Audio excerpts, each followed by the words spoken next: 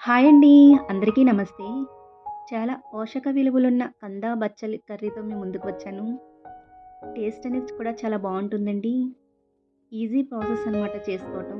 డెఫినెట్‌గా మీరు కూడా ట్రై చేయండి. ముందుగా నేను స్టవ్ వెలిగించి కుక్కర్ పెట్టుకున్నానండి. కంద ముక్కలు వేసుకున్నాను.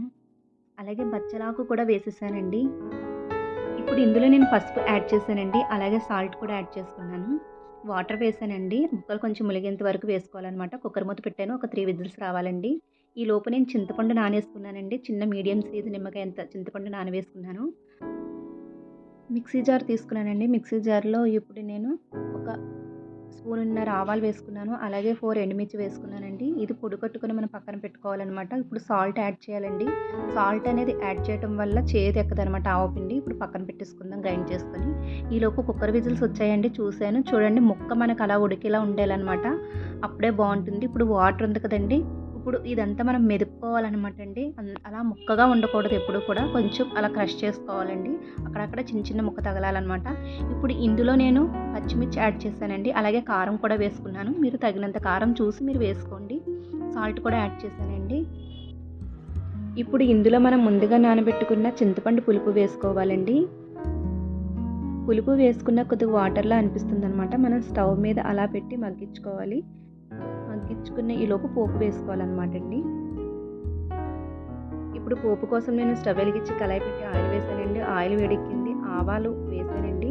ఆవాలనేది వేగాలనమాట. అప్పుడే ఏ కర్రీకైనా సరే పోపు అనేది టేస్ట్ వస్తుంది.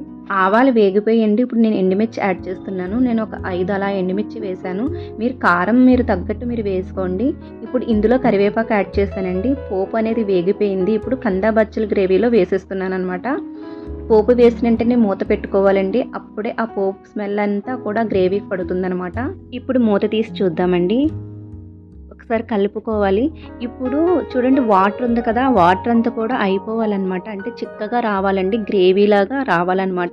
ఇలా మూత పెట్టుకొని ఉడికించుకుందాం స్టవ్ మీదే ఉంచేసి అలాగా. ఇప్పుడు చూడండి గ్రేవీ అనేది కొంచెం చిక్కపడింది కదా! ఇలా అనమాట. డెఫినెట్‌గా మీరు కూడా ట్రై చేయండి. ఎందుకంటే బచ్చల కూర అనేది చాలా మంచిదండి. అందరం తినటం వల్ల కూడా చాలా పోషక విలువలు ఉన్నాయన్నమాట. ఇప్పుడు ముందుగా మనం గ్రైండ్ చేసి పెట్టుకున్న ఆవ పొడి ఉంది కదండీ! ఆ ఆవ పొడిలో కొద్దిగా వాటర్ యాడ్ చేసి ఇప్పుడు ఆవ పొడిని కూడా మనం యాడ్ చేసేసుకుంటున్నాం అనమాట.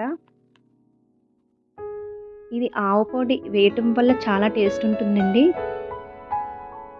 కర్రీ అనేది బావుంటుందనమాట. ఇది మరుసటి రోజుకైతే ఇంకా టేస్ట్ వస్తుందండి. ఆవ ఎప్పుడు కూడా వేసిన వెంటనే టేస్ట్ రాదనమాట.